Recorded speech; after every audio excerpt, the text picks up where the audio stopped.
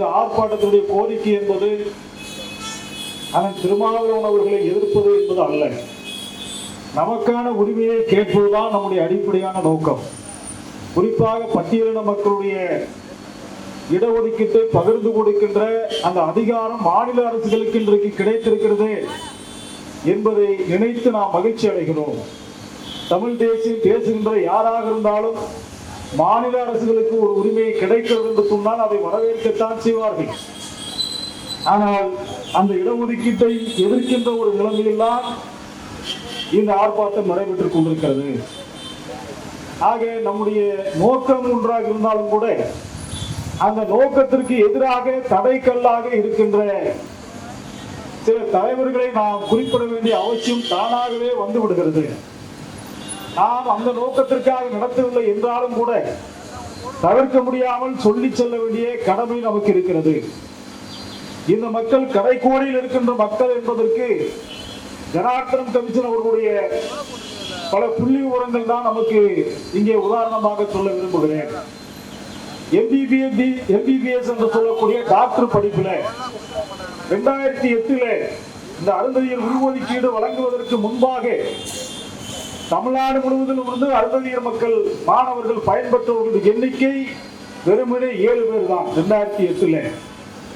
ஆனால் அருந்ததியர் உள்ஒதுக்கீடு கிடைத்த 2009ஆம் ஆண்டு இந்த 7 பேர் என்கிற நிலைமை மாறி 56 பேர் 2009 அருந்ததியர் உள்ஒதுக்கீட்டில் டாக்டர்களாக நம்முடைய மாணவர்கள் பயன்பெற்றிருக்கிறார்கள். எவ்வளவு பெரிய மாற்றம்! என்ஜினியரிங் படிப்புல தமிழ்நாடு முழுவதிலும் வந்து வெறும் 125 பேர் தான் நம்ம ஆளுங்க 2008 வந்தாங்க.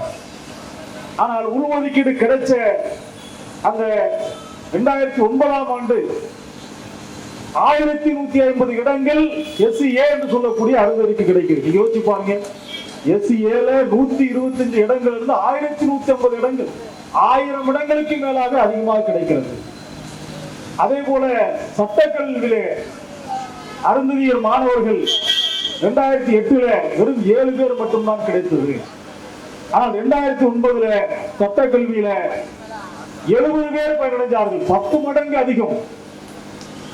7லிருந்து 70 பேர் அதிகமாக பயன்படுகிறார்கள் என்று சொன்னால் இதுதான் நாம் தமிழ்நாட்டிற்கு சொல்ல விரும்புகின்ற செய்தி. அருந்ததியர் மக்களுடைய இடஒதுக்கீடு கேட்கின்ற தேவை என்பது எப்படி இருக்கிறது, அவர்கள் எப்படி இருந்தார்கள், இப்போது எப்படி இருக்கிறார்கள். கக்கூஸ் கழுவிட்டு இருக்கிறான், சாக்கடை இருக்கிறான், மலம் பண்ணிட்டு இருக்கிறான். நீங்க போய் கோரிப்பாளையம் பஸ் ஸ்டாப் பக்கத்துல பாத்தீங்கன்னா தெரியும், ஒரு ஒற்றை கொடை தான் இருக்கும். வெயில் வந்தாலும் சரி, மழை வந்தாலும் சரி, அந்த ஒற்றை கொடையின் கீழே உட்கார்ந்து போற வர்றவங்க காலையெல்லாம் பார்த்துட்டு செருப்பு தச்சுக்கிட்டே இருப்பான். எங்கேயாவது பிஞ்ச கால் வருதா, செருப்பு வருதா அப்படின்னு பார்த்துட்டு தான் இருப்பான். நம்முடைய நிலைமை இப்படிதான் இருக்கிறது. செருப்பு தைக்கின்ற நம்முடைய தோழனுடைய பிள்ளை நாளை இந்த வீதிகளில் செருக்கோடு நடக்க வேண்டும், தைரியமாக நடக்க வேண்டும் என்று சொன்னால் அதற்கு நம்மகிட்ட எவ்வளவு பணம் இருந்தாலும் நமக்கு அந்த மரியாதை கிடைக்காது. நம்முடைய கல்வி என்கிற அந்த ஒன்று மட்டும்தான் நம்மகிட்ட வந்து எந்த விதத்திலும் பிரிக்க முடியாத ஒரு சொத்தாக நம்மிடம் இருக்கிறது. அப்படி கல்வியில் இந்த இடஒதுக்கீடு வந்திருக்கிறது. வேலை வாய்ப்புகளிலே அந்த புள்ளி விவரங்கள் சொல்லுகிறது. ஜனார்த்தனம் கமிஷனுடைய புள்ளி விவரத்தின்படி நாம 3% 2.85 சொல்றாங்க கரெக்டா. ஆனா 3% ரவுண்டா சொல்றாங்க. அந்த 3% என்பது தவறான கணக்கு தான்.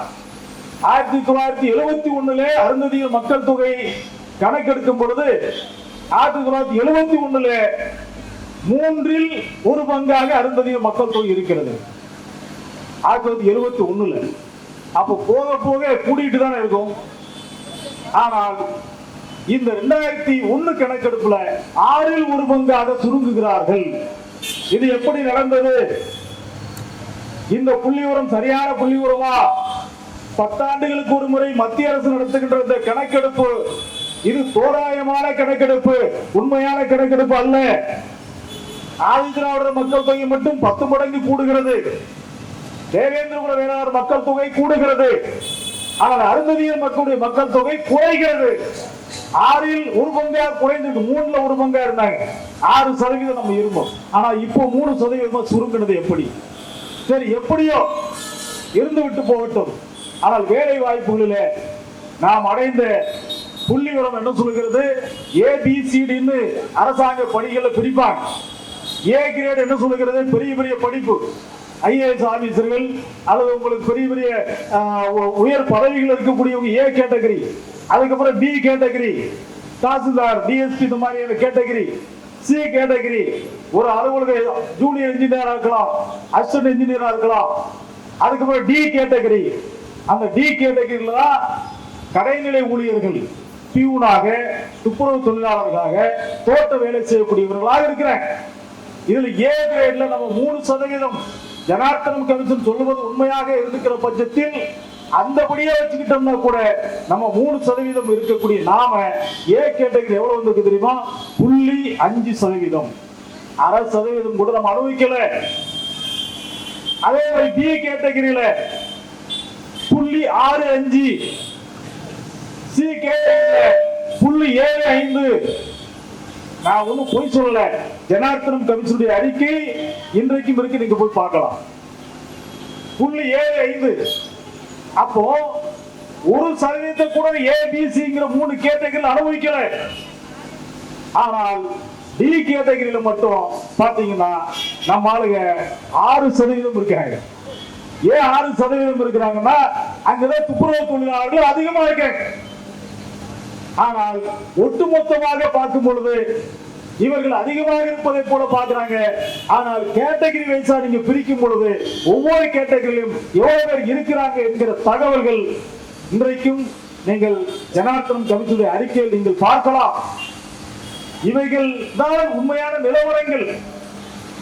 இப்படி கல்வியிலும் வேலை வாய்ப்பிலும் அரசியல் என்ன நிலைமை உங்களுக்கு தெரியும். தமிழ்நாட்டில் 7 MP தொகுதிகள். 7 MP தொகுதிகள்ல அருந்ததியர் ஒருத்தராவது எம்பியா இருக்காங்களா? ஒருத்தர் கூட கிடையாது. நீங்க சொல்ற 3% வச்சா கூட 7 MP தொகுதிகளை எங்களுக்கு ஒரு தொகுதியாவது கொடுக்கணும். நாங்க சொல்ற 6% கேட்டோம்னா 2 MP தொகுதியாவது எங்களுக்கு கொடுக்கணும். ஆனால் ஒருத்தர் கூட கிடையாது. நிதர்சனமான உண்மை, கண்கூடாக பாக்குறீங்க. யாரும் பொய் சொல்லல. 7 MPக்கள் அருந்ததி யாராவது இருக்காங்களா? MLAக்கள் 44 பேர் இருக்கிறாங்க. அதுல 2 பழங்குடிகளுக்கு போக 42 இடங்கள். 42 இடங்கள்ல அருந்ததியர்கள் எத்தனை பேர் இருக்கிறாங்க? 3 பேர் தான் இருக்காங்க. வெறும் 3 பேர். நீங்க சொல்லக்கூடிய 3% அடிப்படையில் பார்த்தா கூட நாங்க 7 பேர் இருக்கணும். 6% 3ல ஒரு பங்குன்னா 14 பேர் இருக்கணும். 3 14 42. ஆனால் நாங்கள் 7 பேர் இருக்க வேண்டிய இடத்துல கூட இன்னைக்கு 3 பேர் தான் நாங்க இருக்கிறோம்னா அரசியல் ரீதியா நாங்க எதை அனுபவிக்கிறோம் யோசிச்சு பாருங்க. இந்த உண்மைகள் உரைக்க சொல்லிக்கிட்டே இருக்கிறோம். இந்த உண்மைகள் எல்லாம் மறைத்து விட்டு இதற்கெல்லாம் வேற ஒரு காரணத்தை சொல்லி இன்றைக்கு வேற ஒரு சாயம் பூசுகிறார்கள். உண்மையாக இடஒதுக்கீடுங்கிறது வெள்ளக்கார காலத்துல ஒட்டுமொத்த இந்தியர்களுக்கு இடஒதுக்கீடு வேண்டும் கேட்டாங்க. நீங்க வெள்ளக்காரங்களே எல்லா பதவிகளும் இருக்கிறீங்கயா, நாங்க எங்க எப்பயா இந்தியர்கள் நாங்க எப்பயா வேலை வாய்ப்புல கல்வியில வர்றதுன்னு கேட்டது அடிப்படையில் இந்தியர்களுக்கு ஒதுக்கீடு செய்யப்பட்டது. இந்தியர்களுக்கான ஒதுக்கீடு என்கிற போர்வையில முழுக்க பார்ப்பனர்கள் அனுபவிச்சாங்க. அதனால பார்ப்பனர் அல்லாத ஒரு சங்கம் என்று உருவானது. பார்ப்பனர் அல்லாத சங்கம் தான் பிற்காலத்தில் நீதி கட்சி என்று உருவானது. நீதி கட்சி தான் அதற்கடுத்து திராவிட கழகம் என்று நம்முடைய ஐயா பகுத்தறிவு பகலவன் தந்தை பெரியாரால் தொடங்கப்பட்டது. அப்படி பார்ப்பனர் அல்லாத ஒரு சங்கம் கேட்டது, எங்க இந்தியர் இடஒதுக்கீட்டுல எல்லாமே பார்ப்பனர்களா அனுபவிக்கிறீங்களே, எங்கள் பிற்படுத்தப்பட்டவர் நாங்க எங்க இருக்கிறோம், எங்களுக்கு இடஒதுக்கீடு இல்லையா என்று கேட்ட பொழுது போராடிய பொழுதுதான் பிற்படுத்தப்பட்டவர்களுக்கான இடஒதுக்கீடு என்பதே வருகிறது. பிற்படுத்தப்பட்டவர்களுக்கான இடஒதுக்கீட்டில் இங்கே முதலியார் இருக்கிறாங்க, பிள்ளைமார் இருக்கிறாங்க, செட்டியார் இருக்கிறாங்க, கவுண்டர் இருக்கிறாங்க, எல்லா சமூகமே இருக்கிறாங்க. ஆனால் இதுல கிட்டத்தட்ட ஒர்க்கிங் கிளாஸ் மாதிரி இருக்கக்கூடிய இதுலயும் பின்தங்கி இருக்கக்கூடிய ஒரு வன்னியர்கள், முக்குளத்தோர்கள் பாத்தீங்கன்னா ஜாதி பெருமை பேசுவாங்க. ஆனா அவங்க வீட்டுல போய் பாத்தீங்கன்னா நம்மளோட கொஞ்சம் தான் இருக்கும் சாப்பாட்டுக்கு, அவ்வளவுதான். அவர்களை தனியாக ஒதுக்கீடு வேண்டும் என்று வன்னியர்களை முக்குலத்தவர்களும் கேட்டதன் அடிப்படையில் எம்பிசி என்று சொல்லக்கூடிய பிரிவு உருவாக்கப்பட்டது. எம்பிசியில் இருந்து இஸ்லாமியர்களுக்கு இடஒதுக்கீடு கொடுக்கும் பொழுது கணக்கெடுப்பு நடத்தினாங்க. அந்த கணக்கெடுப்புல சொன்னாங்க, போலீஸ் துறையில இஸ்லாமியர்கள் அவங்க இருக்கிறது 3.5, போலீஸ் துறையில 0.5 கூட வரல. இஸ்லாமியர்கள் இடஒதுக்கீடு முற்றிலுமாக மறுக்கப்படுகிறது. ஆகவே தேவை இருக்கிறது. அதன் அடிப்படையில் உள்ஒதுக்கீடு எம்பிசி பிசியில் இருந்து முஸ்லிம்களுக்கு வழங்கப்பட்டது.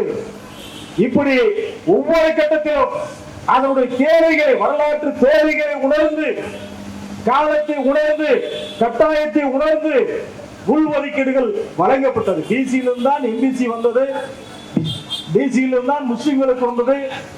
இப்படி உள்ஒதுக்கீடுகளுடைய தேவை இருக்கிறது. அதன் அடிப்படையில் தான் அருந்ததியர் மக்களுக்கான உள்ஒதுக்கீடு கோரிக்கையும் வந்தது. அருந்ததியர் மக்களுக்கான உள்ஒதுக்கீடு கோரிக்கை கிட்டத்தட்ட 50 ஆண்டுகளுக்கு முன்பாகவே கேட்கப்பட்ட கோரிக்கை. அன்றைக்கு மரியாதைக்குரிய ஐயா கக்கன் அவர்களுக்கு காமராஜர் அவர்கள் போலீஸ் மந்திரியை ஆக்கி அவரை அழகு பார்த்தார். அருந்ததியர் மக்கள் எல்லாம் சந்தோஷப்பட்டு நம்மள ஒருத்தர் வந்திருக்காரு என்று மகிழ்ச்சி அடைந்தார்கள். ஆனால் அவரிடம் ஒரு கோரிக்கை வைக்க நேரடியாக செல்ல முடியவில்லை. ஆகவே எங்களுக்கும் ஒரு மந்திரியை நீங்கள் கொடுங்கள் என்று காமராஜர் இடத்தில் கோரிக்கை வைக்கப்பட்டது. அதுதான் உள்ஒதுக்கீடு. ஆனால் இன்றைக்கு நடைமுறைக்கு வரல. காமராஜர் காலத்திலிருந்து நாங்க படிக்க முடியல, வேலை வாய்ப்புகள் பெற முடியல என்று உள்ஒதுக்கீடு கோரிக்கை வைக்கப்பட்டது, கிடைக்கவில்லை. அதற்கு பிறகு கலைஞர்களும் கோரிக்கை வைக்கப்பட்டது. அதற்கு பிறகு எம்ஜிஆர் கோரிக்கை வைக்கப்பட்டது. அதற்கு பிறகு ஜெயலலிதா அவர்களும் கோரிக்கை வைக்கப்பட்டது. இது எல்லாவற்றையும் கடந்து 2006 மீண்டும் கலைஞர் ஆட்சி அமைக்கும் பொழுது அந்த கோரிக்கை கவனம் பெறுகிறது. அதற்கு கவனம் பெறுவதற்கான அடித்தளத்தை மார்க்சிய கம்யூனிஸ்ட் கட்சி என்கிற கட்சி உருவாக்கியது. திராவிடர் கழகத்துடைய தோழர்கள், திராவிடர் விடுதலை கழகம், பெரியார் திராவிடர் கழகம் அவர்கள் நம்முடைய எப்போதுமே இருக்கக்கூடிய நம்முடைய உடனிருப்புகள். கம்யூனிஸ்டுகள் அப்படி அல்ல. அவங்க சாதியை பத்தி பேசணும்னா, ஏங்க நீங்க சாதியை பத்தி பேசுறீங்க, நாங்களும் சாதியும் பேசவே மாட்டோம் என்று சாதி கட்சியா பார்ப்பாங்க தனித்து இயக்கங்களை. அவங்க மத்தியிலும் ஒரு மாற்றம் வந்துச்சு.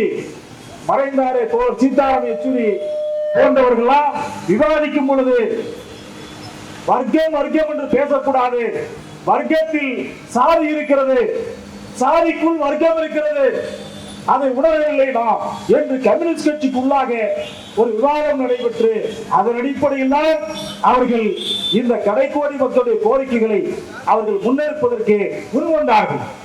அப்படி அந்த கோரிக்கை முன்வரும் பொழுது அருந்ததியர் உள்ஒதுக்கீடை நீங்கள் கோரிக்கையா ஏற்றுக்கொள்ள வேண்டும் என்று ஐயா தோழர் என் வரதராஜன் அவர்களை சந்தித்து, அப்பொழுது அருந்ததியர் ஒருங்கிணைப்பு குழு தலைவர்கள் எல்லாம் சந்தித்து கோரிக்கை வைத்தோம்.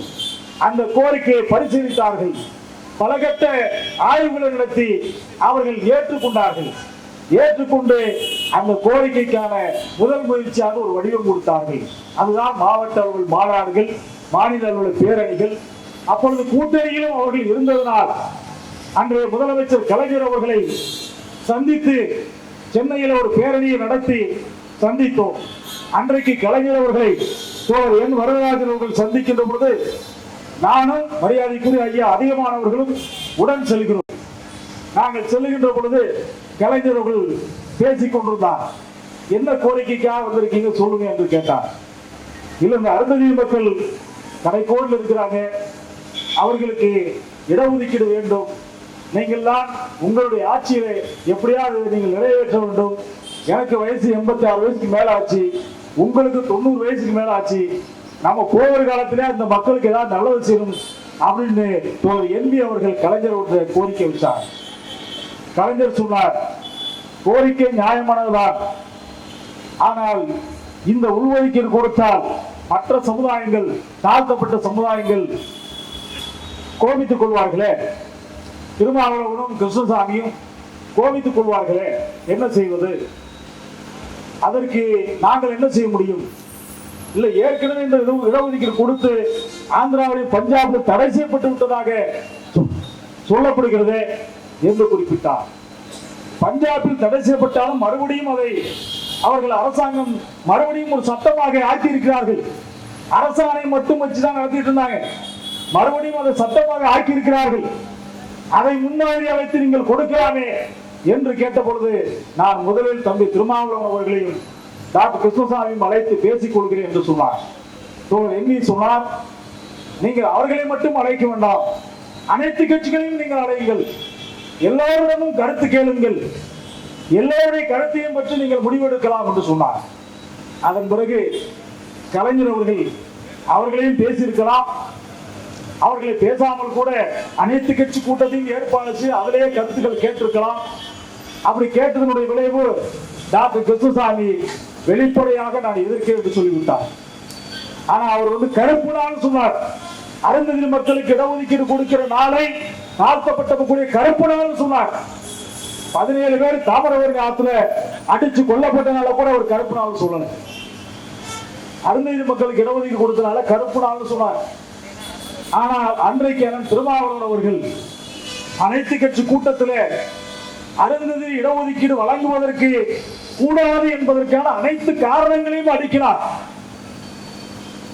அனைத்து காரணங்கள் இது பஞ்சாப்ல தடை செஞ்சுட்டாங்க, ஆந்திராவில் தடை செஞ்சுட்டாங்க, தலித் ஊற்றுவை சீர்குலைஞ்சிரும், வாய்ப்பே கிடையாது, இப்படி எல்லாம் சொல்லிவிட்டு கடைசியில் சொன்னார், இது எல்லாவற்றையும் மீறி கலைஞர் இந்த உள்ஒதுக்கீடை நீங்கள் கொடுக்க வேண்டும் என்று நீங்கள் முடிவெடுத்தால் கையெழுத்து எடுக்கிற முதல் நபர் நானாக தான் இருப்பேன் என்று அன்றைக்கு ஒத்துக்கொண்டார். அதன் திருமாவளவன் அவர்கள் அன்றைக்கு எதற்காக ஒத்துக்கொண்டார்? கலைஞருக்காக ஒத்துக்கொண்டார். ஏன்னு சொன்னா கலைஞருடைய ஆதரவுக்கு தேவைப்பட்டது. 2 எம்எல்ஏக்கள் தான் இருக்கிறோம், அடுத்தடுத்து வளரணும், எம்பிக்கள் ஆகணும், இன்னும் எம்எல்ஏக்கள் ஆகணும். கலைஞருக்காக ஏற்றுக்கொண்டார். இப்போது அவர் எதிர்க்கிறார் என்று சொன்னால் அதுக்கு அடிப்படை காரணம் 2 எம்எல்ஏக்கள் 4 எம்எல்ஏக்கள் ஆயிட்டாங்க, 1 எம்பி 2 எம்பி ஆயிட்டாரு. இப்ப தேசிய அளவில் தொடர்புகள் நிறைய கிடைச்சிருச்சு. எனக்கு முன்பாக பேசிய நம்முடைய பால் பிரபாகரன் சொன்னதை போல இங்க இருக்கிற வரைக்கும் நல்லாதான் இருந்தாங்க. என்றைக்கு வடக்க போனாங்களோ அங்க இருக்கக்கூடிய பார்ப்பனையும் அவர்களையும் தொற்றிக் கொண்டது என்றுதான் நாம் நினைக்க வேண்டிய அவசியம் இருக்கிறது. ஆக அந்த அடிப்படையில் இந்த இடஒதுக்கீட்டை எதிர்த்து இன்றைக்கு திருமாவளவன் அவர்கள் அறிக்கை வெளியிட்டார். அறிக்கை வெளியிட்டது மட்டுமல்ல, அவர் ஒரு பெரிய கூட்டத்தை கூட்டினார். சென்னை வள்ளுவர் கூட்டத்திலே கூட்டத்தை ஏற்பாடு செய்து அந்த கூட்டத்தில் அவர் பேசுகிறார். நம்ம எல்லாம் உள்ஒதுக்கீடுக்காக ஆதரவா பேசுகிற தலைவர்கள் எல்லாம் எவ்வளவு கீழ்த்தரமா பேச முடியுமோ அவ்வளவு கீழ்த்தரம் பேசுறாங்க. இவங்கெல்லாம் முட்டாள்கள், இவங்கெல்லாம் அறிவிலிகள், இவங்கெல்லாம் மூடர்கள், புரிதல் இல்லாதவர்கள் என்று ஆயிரக்கணக்கான பேர் கூடிய அந்த கூட்டத்தில் சொல்லுகிறார். நீங்க யோசிச்சு பாருங்க, நம்மளாம் இப்பதான் படிச்சு மேல வந்துட்டு இருக்கோம். ஒரு சக தோழர், ஒரு சக தோழமை சக்தியா இருக்கக்கூடிய ஒரு தலைவர் நம்மளை பார்த்து என்ன சொன்னாரு? நீங்களாம் முட்டாப்பீங்களா, நீங்களாம் அறிவில்லாதவங்க என்று திட்டுகிறார். அப்பொழுதும் கூட நாம் அமைதி காத்தோம். அப்புறம் சொல்றாரு, நீங்கெல்லாம் பல்கலைக்கழகம் நானு, எனக்கே நீங்க பாடம் சொல்லிக் கொடுக்குறீங்களா சமூக நீதி பத்தி? இதெல்லாம் யாருக்குன்னா எங்களுக்கு கிடையாது. இந்த பாடம் நடத்துகிற யாரு நடத்துவாங்க தமிழ்நாட்டில் சமூக நீதி பத்தி? ஐயா குளத்தூர்மொழி நடத்துவாரு, இல்ல கோவை ராமஸ் நடத்துவாரு, இல்ல ஐயா தியாகு நடத்துவாரு, கீதா பாண்டியன், இந்த மாதிரியான தோழமைகள். இவர்களுக்கு தான் சொல்லுகிறார், யார் எங்களுக்கு பாடம் நடத்த வேண்டாம். சரி, நாங்க பாடம் நடத்தல, அவங்க நடத்தல, பள்ளிக்கூடம் எல்லாம் எங்களுக்கு பல்கலைக்கழகத்துக்கு பாடம் நடத்தக்கூடாதுன்னு சொல்றாங்க. நான் கேட்கிறேன், பள்ளிக்கூடம் இல்லாமல் பல்கலைக்கழகம் உருவாக முடியுமா? யோசிச்சு பாருங்க. பள்ளிக்கூடம் இல்லாமல் பல்கலைக்கழகத்துக்கு போக முடியுமா? திருமாவளவன் அவர்கள் இன்றைக்கு ஒரு பெரிய தலைவராக அவர்கள் உருவாகிறார் என்று சொன்னால் அதற்கான அடித்தளம் அமைத்தவர்கள் இங்க இருக்கக்கூடிய பெரியாரிஸ்டுகள், இடதுசாரிகள் என்பதை மறந்துவிட முடியாது. அவர்கள் தான் அடித்தளமிட்டவர்கள். அவர்கள் தான் திருமாவளவன் அழைத்து கூட்டங்களை நடத்தி பேசுங்கள், பேச வாருங்கள் என்று அழைத்தவர்கள். இன்றைக்கு அவர்கள் மீது சொல்றாங்க. பெரிய பெரிய தலைவர்களா என்ன சொல்லுவாங்க? பெரிய பெரிய அறிஞர்கள் சொல்லி கற்றது கையளவு, கல்லானது உலகளவுன்னு சொல்லுவாங்க. அதான் தலைவர்களுக்குரிய தலைமை பண்பு. ஆனா இவர் என்ன சொல்றாரு? எனக்கு எவனும் பாடம் நடத்த வேண்டாம். அந்த ஆணவத்துடைய உச்சம் எப்படி இருக்குங்கிறத நம்ம பார்த்தோம். பொது சமூகத்தினர் பார்த்து தெரிந்து கொள்ள வேண்டும். ஒரு ஆணவத்தினுடைய உச்சகட்டமா பேசுறாரு. இவையெல்லாம் பார்த்துவிட்டு அருந்து இடஒதுக்கீடை எதிர்த்து என்னென்ன செய்ய வேண்டுமோ, என்னென்ன பேச வேண்டுமோ எல்லாவற்றையும் பேசுகிறார். அங்க இருக்கக்கூடியவர்கள் தூண்டி விடுகிறார். நம்முடைய கட்சிக்கு எதிராக யாராவது செஞ்சாங்கன்னா என்ன செய்யணும் தூண்டி விடுகிறார். ஆனால் இவ்வளவு கடந்தும் கிட்டத்தட்ட 40 நாட்கள் ஆகிவிட்டது. நாம் அமைதியாக தான் இருந்தோம். ஆனால் பொது அவையில் அருந்ததியர் தலைவர்களை மிக கேவலமாக பேசிய ஒரு தலித் தலைவரை பார்த்து கொண்டு அமைதியாக இருக்க முடியுமா? நீங்க முட்டாள்கள் சொன்னா நாங்க முட்டாள் ஆகிடுமா? எங்களுக்கு சர்டிபிகேட் கொடுக்கிறதுக்கு நீங்க யார்? நாங்க அறிவிலிகளா? நாங்கள் அறிவிலிகள் தான். அப்ப நீங்க பெரிய அறிவாளிகள் தானே. அறிவாளிகள் ஏன் சீராய்வு மனுக்கும் சீராய்வு மனு தான் தாக்கல் பண்ணியிருக்கிறேன், அப்பீல் போகலன்னு சொல்றாரு. எவ்வளவு ஒரு முட்டாள் நம்மளை நினைக்கிறார் பாருங்க. அப்பீல் போக முடியுமா? உச்ச நீதிமன்றத்துல அப்பீல் போக முடியுமா? அப்பீல் என்னது? பெரிய தாய்மார்கள் புரிஞ்சுக்கணும். அப்பீல்லாம் வந்து மேல்முறையீடு. இந்த தீர்ப்பு சரியில்லைன்னு மேல்முறையீடு பண்றது. ஆனா இப்ப பண்ணிருக்கிறது சீராய்வு. அதான் இந்த தீர்ப்பு வழங்கிய நீதிபதிகள்கிட்டயே கோரிக்கை வச்சு நீங்க இதை மறுபடியும் மறு ஆய்வு செய்யுங்க அப்படின்னு சொல்றது. நான் அப்பீல் எல்லாம் போகலன்னு சொல்றேன், மேல்முறையீடு போகலன்னு சொல்றாரு. ஏன்னா சட்டப்படி மேல்முறையீடு போக முடியாது, சீராய்வு தான் போக முடியும். அதே பெஞ்சில் தான் ஆய்வு செய்யுங்கன்னு கேட்க முடியும். இது வந்து என்ன முனிசிபல் கோர்ட்டா மாவட்ட கோர்ட்டா? நீங்க வந்து அப்பீல் போறதுக்கு ஜாமீன் வாங்குற மாதிரி அங்க கிடைக்கல, முனிசிபல் கோர்ட்ல கிடைக்கல, மாவட்ட கோர்ட்டுக்கு அப்பீல் போறேன், மாவட்ட கோர்ட்டு கிடைக்கல நான் ஹைகோர்ட்டுக்கு அப்பீல் போறேன்னு சொல்லி போக முடியுமா? இது லார்ஜர் பெஞ்ச். இது அரசியல் சாசனத்தினுடைய அந்த அமர்வுடைய லார்ஜர் பெஞ்ச். 7 நீதிபதிகள் உண்ட அமர்வு. இங்க அப்பீல் எல்லாம் போக முடியாது. நம்ம ஆகிட்ட சொல்றான், இங்க இருக்கிற நம்ம ஆளுகளும் ஆமா அண்ணன் வந்து மீளாய்வு போகல, அப்பீல் போகல, அவர் சீராய்வு போயிருக்காரு. இந்த அடிப்படை அறிவு கூட இல்லாம இருக்கிறாங்க. அது மட்டும் இல்ல, நான் அருந்ததி இடஒதுக்கீடு எதிர்க்கல, பிற மாநிலங்கள் இடஒதுக்கீடு தான் நான் எதிர்க்கிறேன். தோழர்களே ஒண்ணு புரிஞ்சுக்கணும். 1975 பஞ்சாப்ல உள்ஒதுக்கீடு கொடுக்கப்பட்டது. காங்கிரஸ் ஆட்சியில ஜெயில் சிங் முதலமைச்சரா இருந்தாரு, பஞ்சாப்ல கொடுத்தாங்க. 2000 ஆந்திராவில் உள்ஒதுக்கீடு கொடுத்தாங்க. ஆந்திராவில் கொடுக்கப்பட்ட உள்ஒதுக்கீட்டை எதிர்த்து உச்ச நீதிமன்றம் போனாங்க. அப்படி உச்ச நீதிமன்றம் போகும்பொழுது 2004 உச்ச நீதிமன்றம் இந்த உள்ஒதுக்கீட்டை தடை செய்கிறது. அப்படி ஆந்திராவில் தடை செய்யப்பட்ட உடனே பஞ்சாப்லையும் தடை செஞ்சாங்க. ஏன்னா உச்ச நீதிமன்ற தீர்ப்பு இந்தியா மாநிலங்கள் அனைத்திலும் அது பொருந்தும். ஒரு தனிநபர் ஒரு வழக்கு போட்டா கூட முதல் மனைவிக்கு இருந்து 2வது ஒரு மனைவி இருக்கிறாங்க, அந்த 2வது மனைவிக்கு சொத்துல பங்கு இருக்கா அப்படின்னா உச்ச நீதிமன்றம் ஒரு தீர்ப்பு சொல்லிடுச்சுன்னு வைங்களேன். மனைவிக்கு வந்து பங்கு இல்ல, ஆனா மனைவிக்கு பிறந்த மகனுக்கு பங்கு இருக்கு அப்படின்னு சொல்லிட்டா அந்த உச்ச நீதிமன்ற தீர்ப்பு டெல்லியில கொடுத்தா கூட அந்த தீர்ப்பை கன்னியாகுமரியில் இருக்கக்கூடியவங்க கூட அதை சுட்டி காட்டி எனக்கு நீதி கொடுங்கள், உச்ச நீதிமன்றம் அப்படி சொல்லி இருக்குன்னு கேட்கலாம். அப்படி அருந்ததி இடஒதுக்கீட்டை பஞ்சாப்ல தடை செஞ்சா கூட அது தமிழ்நாட்டிலும் தடை செய்யப்படும், ஆந்திராவிலும் தடை செய்யப்படும். ஏற்கனவே ஆந்திராவில் தடை செய்யப்பட்ட அந்த உள்ஒதுக்கீட்டை பஞ்சாப்லையும் தடை செஞ்சாங்க, அதை காரணமா காட்டி. ஆக இதுவெல்லாம் நமக்கு தெரியாது நினைச்சுக்கிட்டு, இதெல்லாம் நமக்கு புரியாது நினைச்சுக்கிட்டு, நம்ம எல்லாம் முட்டாள்கள் நினைச்சுக்கிட்டு அவர் சொல்லுகிறார் நான் தமிழ்நாட்டை பத்தி குறிப்பிடவே இல்லை, நான் உள்ஒதுக்கீட்டை எதிர்க்கிறேன், ஆனா தமிழ்நாட்டு உள்ஒதுக்கீட்டை எதிர்க்கல என்று சொல்லுகிறார். அப்போ தமிழ்நாட்டை குறிப்பிட அவசியமே இல்லை. பஞ்சாப்ல தடை செஞ்சாலே ஆந்திராவில் தடை செஞ்சாலே இங்கேயும் வந்துருமியா என்பது நமக்கு என்ன புரியாதா? இதையும் கேட்டு நம்மால் சொல்றாங்க அண்ணன் நம்ம தமிழ்நாட்டை பத்தி சொல்லவே இல்லையே. நிறைய வந்து பேட்டிகள் எல்லாம் கொடுக்கும் போது என்ன ஒரு ஆச்சரியமான விஷயம்னா, நம்ம சொல்லுகிற கருத்துக்கு பதில் கருத்து சொன்னா வரவேற்கும், ஆனால் நம்ம சொல்லுகிற கருத்துக்கு பதில் சொல்ல மாட்டாங்க.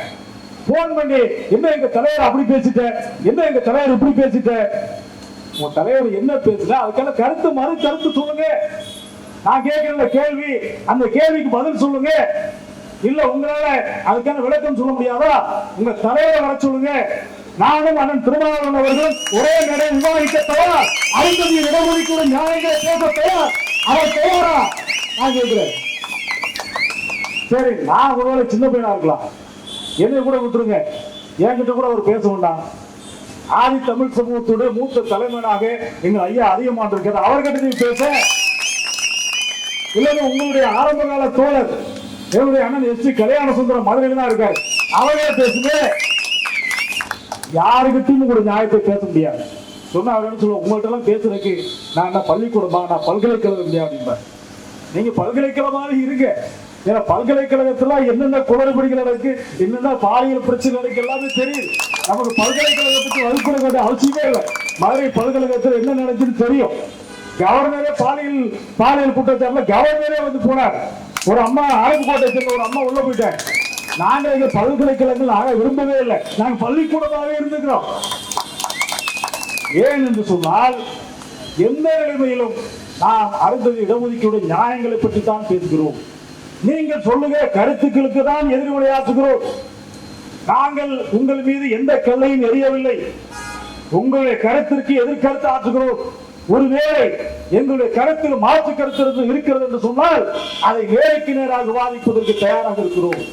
ஒருவேளை நீங்கள் நினைப்பது போல தலித் ஒற்றுமை சீர்குலைன்னு சொன்னா நீங்க என்ன செஞ்சிருக்கிறோம், எல்லா தலைவர்களும் உட்கார்ந்து வாங்க முதல்ல பேசுவோம், பிஜேபிக்கார நம்மளை பிரிக்கணும்னு நினைக்கிறான், நாம உட்கார்ந்து பேசி இந்த ஒதுக்கீட்டை எப்படி பிரிக்கலாம்னு நாமளே ஒரு முடிவு பண்ணி நாமளே அரசாங்கத்துக்கு சொல்வோம் என்று நீங்கள் அழைத்திருக்க வேண்டும் அல்லவா? அதுவெல்லாம் அவர்களுக்கு தெரியாது. ஆக இது ஆனா சொல்றது நம்ம சொல்லுவாங்க, ஏன் நீங்க கேட்கலாம்ல? நாங்க கேட்டோம்னா அவரை போன்ல தொடர்பு கொள்ள முடியுமா? ஐயா குளத்தூர்மணி இருக்காரு, நான் எப்ப வேணாலும் போன் பண்ணுவேன். ஐயா தியாகு இருக்கிறாரு, எப்ப வேணாலும் நான் போன் பண்ணுவேன். இந்த தலைவர்கள்லாம் மக்கள் தலைவர்களா இன்னைக்கு இருக்கிறாங்க. ஆனா அவர் இன்றைக்கு மக்கள் தலைவரா இல்லை, அவரை தொடர்பு கொள்ள முடியாது. ஆக இப்படிப்பட்ட ஒரு நிலைமையில் நாம இருக்கிறோம். இந்த இடஒதுக்கீட்டுடைய நிலைமை பற்றி நம்முடைய மக்களுக்கு இன்றைக்கு ஒரு மிகப்பெரிய ஒரு அளவில் விழிப்புணர்வு ஏற்பட்டிருக்கிறது. திருமாவளவன் அவர்கள் எதிர்த்ததனால் ஏற்பட்ட விளைவு இது. இன்னும் சொல்ல போனா இன்னும் எல்லாரும் எதிர்க்கட்டும், அப்பனா தான் நம்ம மக்கள் விழிப்புணர்வு பெறுவாங்க, அப்பனா தான் அவனுக்கு புரியும் ஏன் நம்மளை எதிர்க்கிறான், ஏன் கொடுக்க கூடாதுன்னு சொல்றான் அப்படின்னு அவனுக்கு அந்த உணர்வு வரும். ஏன்னா நம்ம மக்கள்கிட்ட எல்லாம் இடஒதுக்கீட்டை பத்தி ஒரு 5-6 வருஷத்துக்கு முன்னாடி கூட கேட்கும் பொழுது நம்ம மக்கள் என்ன சொல்ல தெரியுமா, ஏங்க இடஒதுக்கீடு சொல்றீங்க, எங்களுக்கு எந்த இடம் கொடுக்கல, ஒரு 3 சென்ட் இடம் கூட கொடுக்கலங்க, எங்களுக்கு 4 சென்ட் இடம் கூட கொடுக்கலங்க. இதுதான் நம்ம மக்களுடைய அவருடைய நிலைமை அப்படிதான் இருக்கு. புரியல, மக்களுக்கு இன்னும் புரியல. ஆனால் இந்த இடஒதுக்கீடு வந்த பிறகு அந்த திருமாவளவன் பேசியதுக்கு பிறகு நம்மகிட்ட போன் பண்ணி கேட்கிறாங்க, தலைவரே நீங்க அன்னைக்கு சொன்னீங்களே அது இதுதானா, இந்த இடஒதுக்கீடு தானா அது அப்படின்னு இப்பதான் புரியுறான். ஏன்னா உங்களுக்கு ஆப்பிரிக்க இலக்கியங்கள்லாம் படிக்கும் போது தெரியும், ஒரு ஆப்பிரிக்காவில் கருப்பின அடிமைகள் இருக்கிறாங்க இல்லையா, அந்த அடிமைகளுக்கு வந்து அவ்வளவு கொடூரமா நடத்துவாங்க. அவர்களுக்கு அப்பா அம்மா யாரும் கூட தெரியாது, அந்த அளவுக்கு அவர்கள் நாடு கடத்தப்படுவாங்க. மிக மோசமான ஒடுக்குமுறை. அந்த ஆப்பிரிக்க கருப்பின மக்களை அடிமைப்படுத்துகின்ற பொழுது அங்க இருப்பவர்கள் சொல்லுகின்ற ஒரே விஷயம் என்னன்னா, நீ என்ன வேணாலும் அவனுக்கு சாப்பிடுறதுக்கு கொடு, சாப்பிடுறதுக்கு ரொட்டியை கொடு, பிரியாணி கொடு, எது வேணாலும் கொடு, ஆனால் அவனை படிக்க மட்டும் விட்டாத. இதுதான் ஆப்பிரிக்க கருப்பின மக்களுக்கு எதிராக நடந்த அந்த சூழ்ச்சி என்பது அதான். ஆனால் இன்றைக்கு இங்க நடக்கிற சூழ்ச்சி என்னன்னா அதேதான். நீ படிக்க முடிஞ்சக்கூடாது, நீ நல்ல வேலைக்கு போயிடக்கூடாது என்று அந்த சூழ்ச்சி தான் இன்றைக்கு இருக்கிறது. இந்த சூழ்ச்சியை செய்பவர் எப்படி எழுச்சி தமிழராக இருக்க முடியும்? அவர் சூழ்ச்சி தமிழர் வேணா நம்ம சொல்லலாம், அவர் எழுச்சி தமிழராக இருக்க முடியாது, அவர் சூழ்ச்சி தமிழர் அப்படிதான் நம்ம சொல்ல முடியும். அதே சில பேர் எங்க அண்ணன் ஏத்துருவீங்களா, நீங்க அப்படி பண்ணிடுவீங்களா, நாங்களாம் நினைச்ச என்ன பண்ணுவோம் தெரியுமா, நீங்களாம் அப்படியே அனாதைகளா ஆயிடுவீங்க, உங்களெல்லாம் தவிக்க விட்டுருவாங்க, உங்களை காப்பாத்துறதே நாங்க தான், அன்னைக்கு கந்து வெட்டிக்காரன் நாங்க தான் காப்பாற்றணும். இதெல்லாம் யார் பேசுன்னு தெரியுமா? கந்து வெட்டி கொடுக்குறவங்க அன்னைக்கு பேசுனது முக்குளத்தோர் போன்ற ஆதிக்க ஜாதிகள் அன்னைக்கு பேசிட்டு இருந்தாங்க. உங்களெல்லாம் நாங்க தான் காப்பாற்றுறோம். உயர் ஜாதிக்காரர் பேசக்கூடிய அதே வார்த்தைகளை இன்றைக்கு இவர்கள் பேச ஆரம்பித்து விட்டாங்க. எவ்வளவு பெரிய கேவலமா இருக்கு சொல்லுங்க. யாருக்கு காப்பாத்துறது? அருந்ததி மக்களை காப்பாத்துறது யாரு? என்ன இந்த நாட்டையே இலக்காரத்தை காப்பாற்ற ஒன்றுகிறேன் என்கிற கூட தலைவர்கள் நீங்கள் மறந்து விடாதே. இந்த நாட்டை வெள்ளைக்காரர்களை காப்பாற்றுவதற்கு குருதி என்று சொல்லக்கூடிய எங்களுடைய வீர மங்கை முதல் உலகின் ஆயுதப்படை பீரங்கியாக மாறினார அவருடைய வரலாற்றை படிச்சு பாருங்க. எங்களை யாரும் காப்பாற்றுறது? யார் அனாதைகளாகிறது? நீங்கள் உள்ஒதுக்கீடு கோரிக்கை நீங்கள் பேசினால் நீங்கள் தான் அனாதையாக ஆகிவிடுவீர்கள் என்பதை நீங்கள் புரிந்து கொள்ள வேண்டும். ராமதாஸ் போன்றவர்கள்லாம் இப்படிதான் ஒரு 4 எம்எல்ஏ 10 எம்எல்ஏ ஆன உடனே முதலமைச்சர் கனவு வந்துச்சு. அந்த மாதிரி இப்ப இவங்களுக்கு முதலமைச்சர் கனவு வருது. எங்களுக்கெல்லாம் சந்தோஷம் தான். அண்ணன் முதலமைச்சர் ஆனா முதல்ல போய் மரியாதை செய்யக்கூடிய ஆள் நானா தான் இருப்பேன். ஆனா முதலமைச்சர் அவர் ஆகணும்ல, அவர் முதலமைச்சர் ஆகணும்ல. நாங்க என்ன நினைக்கிறோம், எங்களுக்கு எல்லாம் முதல்ல ஒரு அமைச்சர் ஆக முடியுமா, முதல்ல ஒரு எம்எல்ஏ ஆக முடியுமா, முதல்ல ஒரு கவுன்சிலர் ஆக முடியுமா? இதைத்தான் நாங்க யோசிக்கிறோம். எங்க தலைவர்களே இன்னும் ஒரு எம்எல்ஏ கூட ஆகல. எங்களுடைய அதிகபட்ச இலக்கு அப்படிதான் இருக்கு. ஆனா நீங்கள் அதிகபட்ச இலக்கு உங்களுக்கு அப்படி இருக்கும் பொழுது கண்டிப்பாக ஒரு சக தோழன் சகோதரன் இன்றைக்கு ஒரு முதலமைச்சர் ஆகும் பொழுது கண்டிப்பாக நாங்கள் துணை நிற்போம். நாங்கள் மாற்று கருத்தை கிடையாது. ஆனால் கூட இருக்கிறவனை அவருடைய சோத்துல மண்ணள்ளி போட்டுட்டு நீங்க மேல போகணும்னு நினைக்கிறீங்களே, அது சரியான விஷயமா?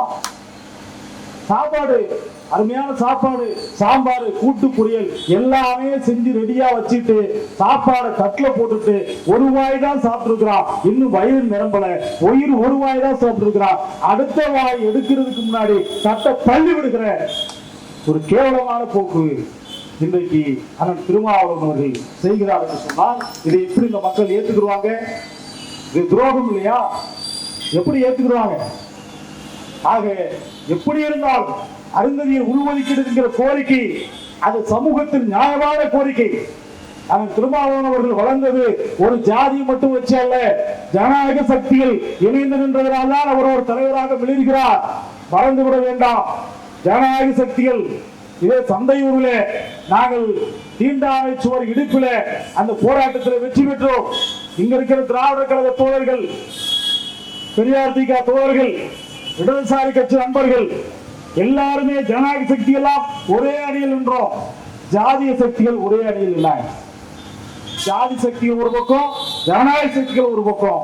வெற்றி யாருக்குன்னா ஜனநாயக சக்திகள் தான். நாங்க தோழர் அடிச்சோம் இல்லையா? உச்ச நீதிமன்றம் வரை போனாங்க.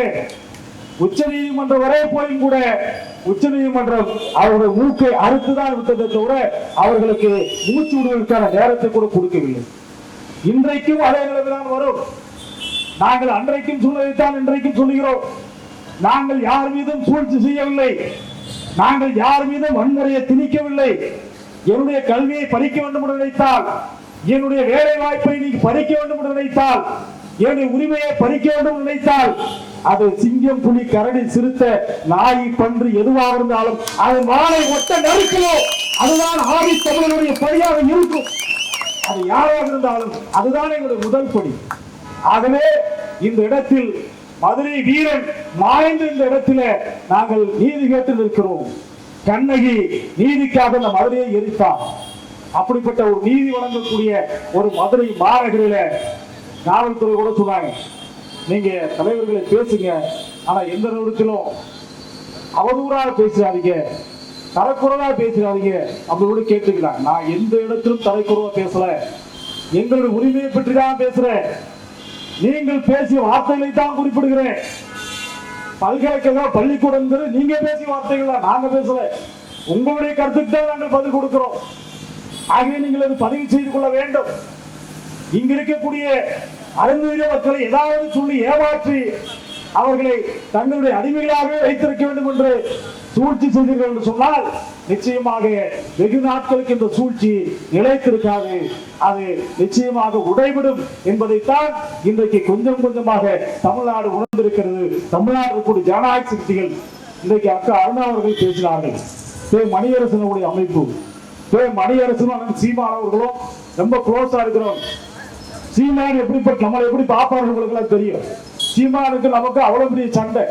அவங்க ஆபீஸ் எல்லாம் அடிச்சு நம்ம முற்றுகையை பண்ணணும். அப்படி ஒரு ஆளு அவர் கூட சேர்ந்த ஐயா மணியரசன் அவர்கள் கூட என்ன சொல்கிறார், அருந்ததி இடஒதுக்கீட்டு இருக்கு, நான் ஆதரிக்கிறேன், அது நியாயம் இருக்கிறது என்று ஏற்றுக்கொள்கிறார் என்று சொன்னால் அதுதான் ஜனநாயக சக்திங்கிறது. இங்க இருக்கக்கூடிய எல்லா சக்திகளுமே இந்த இடஒதுக்கீடு உள்ஒதுக்கீடுங்கிற கோரிக்கை ஆதரிக்கிறாங்க. யாருமே எதிர்க்கல. ஆனால் நீங்கள் எதிர்க்கிறீர்கள் என்று சொன்னால் உங்களுக்கு எங்கே நம்முடைய ஐயா பிரபாகரன் சொன்னது போல உங்களுக்கு எங்கே எரிகிறது என்று எங்களுக்கு தெரியவில்லை. அதுதான் நாங்கள் சொல்ல விரும்புகிறோம். மாறா எரியுது போடு பேனுங்கிற மாதிரி உங்களுக்கு எரியுது எங்கன்னு தெரியல எங்களுக்கு. அதனால அந்த உள்ஒதுக்கீடு கோரிக்கையை யாராலும் எந்த கொம்பனாலும் உள்ஒதுக்கீட்டை தடை செய்ய முடியாது என்பதால் உண்மை. அந்த இடஒதுக்கீட்டு உரிமைக்காக உயிரே போனாலும் கூட களத்தில் நின்று போராடக்கூடிய நீலச்சட்டை ராணுவம் இங்கே இருக்கிறது என்பதை நீங்கள் புரிந்து கொள்ள வேண்டும். நீலச்சட்டை போராளிகளுக்கு ஆதரவாக கருப்பு சட்டையும் சிவப்பு சட்டையும் எங்களுக்கு ஆதரவாக இங்கே நிற்கிறார்கள் என்பதையும் நாம் புரிந்து கொள்ள வேண்டிய அவசியம் இருக்கிறது. அதே போல அண்ணன் திருமாவளவன் மட்டுமல்ல, தேசிய அளவில் பிரகாஷ் அம்பேத்கருடைய பேர் அவருந்து உள்ஒதுக்கீட்டு இருக்கிறார். நம்முடைய மாயாவதி அவர்கள் உத்தரப்பிரதேசத்தில் அவரும் இருக்கிறார். சிராக் பாஸ்வான் அவரும் இருக்கிறார். டாக்டர் கிருஷ்ணசாமி அவரும் இருக்கிறார். சேப்பு தமிழரசு இருக்கிறார். எல்லா தலைவர்களுக்கும் தான் சொல்லுகிறேன், ஏன் இவங்கெல்லாம் அதிகாரத்தை எப்பொழுதுமே தங்கள் கையில வச்சுட்டே இருக்கிறாங்க. சிராக் பாஸ்வான் ராம்விலாஸ் பாஸ்வானுடைய பையன். ராம்விலாஸ் பாஸ்வான் கிட்டத்தட்ட 50 வருஷம் எம்பியா மட்டும் இருந்தார், 40 வருஷம் அமைச்சராகவே இருந்தார். அந்த அதிகாரம் அவங்களை விட்டு போயிடக்கூடாதுன்னு நினைக்கக்கூடிய ஆளுங்க. மாயாவதி முதலமைச்சராக இருந்தாங்க. அந்த சமுதாயம் நல்லா இருக்கு, அதுக்கு கீழே உள்ள சமூக நீதி அனுபவிக்க வேண்டாமா? பஸ்வான் என்கிற சமுதாயம் நல்லா இருக்கு, அது கீழே இருக்கிற ஜாதிகள் அந்த கொடுமையை இன்னும் அனுபவிச்சுதான் இருக்கிறாங்க. அதே போலதான் ஒவ்வொரு சமுதாயம் நீங்க கணக்கில் எடுத்துக்கோங்க. தாழ்த்தப்பட்டோருக்குள்ளேயும் ஒரு ஏழைப்படியான அமைப்பு முறை ஜாதி படிநிலை இருக்கிறது என்பதை புரிந்து கொள்ளாதவரை நீங்கள் எந்த மாற்றத்தையும் சந்திக்க முடியாது. அதை விட கொடுமை, தலித் கிறிஸ்தவர்கள் இருக்கிறாங்களே, தலித் கிறிஸ்தவர் மாமச்சனா இருக்கிறான், இந்த பக்கம் அந்தோனியா இருக்கிறான், இந்த பக்கம் ஐயப்பனா இருக்கிறான். 2 பேருமே பறையரா இருக்கிறான். அவர் பிசியில் இருக்கிறார், இவர் எஸ்சியில் இருக்கிறார்.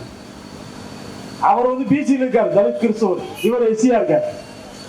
எங்களை பிரிச்சுடாதீங்கன்னு சொல்றீங்களே, தலித் கிறிஸ்தவர்கள் பிரிஞ்சு கிடக்குறாங்களே, அவங்களை எஸ்சி பட்டியல ஒண்ணு சேர்க்கிறதுக்கு நீங்க என்ன நடவடிக்கை எடுத்தீங்க? இதுவரைக்கும் எடுத்த நடவடிக்கை உண்டா? இன்றைக்கு வரைக்குமே அவர்கள் பிசியாக எந்த சலுகையும் அனுபவிக்க முடியாது, எஸ்சியாக எந்த சலுகையும் அனுபவிக்க முடியாது. அவர்கள் தனியாக இருக்கிறாங்க. நீங்கள் பேசுவது உண்மை என்று சொன்னால், தலித் ஒற்றுமை வேண்டும் என்று சொல்வது உண்மை என்று சொன்னால், முதல்ல தலித் கிறிஸ்தவர்களை எஸ்சி பட்டியல சேர்க்கிறதுக்காக ஒரு மாநாட்டை நடத்தவே பார்க்கணும். மது ஒழிப்பு மாநாடு நடத்துறீங்களே, தலித் கிறிஸ்தவர்களுக்காக ஒரு மாநாட்டை ஏன் நீங்க நடத்தல? இதெல்லாம் நாம் கேட்கின்ற நியாயமான கேள்விகள். இந்த கேள்விகளுக்கு பதில் சொல்வதற்கு தெம்பும் திராணியும் இருந்தால் நேருக்கு நேராக விவாதம் செய்வதற்கு நாங்கள் தயார் என்பதை இந்த நேரத்தில் தெரிவித்துக் கொண்டு, இந்த ஆர்ப்பாட்டத்திற்காக உழைத்திட்ட அத்துணை தோழர்களுக்கும், குறிப்பாக நம்முடைய மாவட்ட தலைவர்கள், நம்முடைய மாவட்ட செயலாளர்கள் அத்துணை பேருக்குமே நெஞ்சார்ந்த நன்றிகளை தெரிவிக்க கடமைப்பட்டிருக்கிறேன். நம்முடைய தாய்மார்கள் கிட்டத்தட்ட மணி 3 மணி ஆயிடுச்சு, இருந்தாலும் கூட இன்னும் பசியை பொறுத்து கொண்டு தலைவர் பேசுகின்ற பேச்சை கேட்க வேண்டும் என்று நீங்கள் ஆவலோடு இருப்பது எனக்கு புரிகிறது.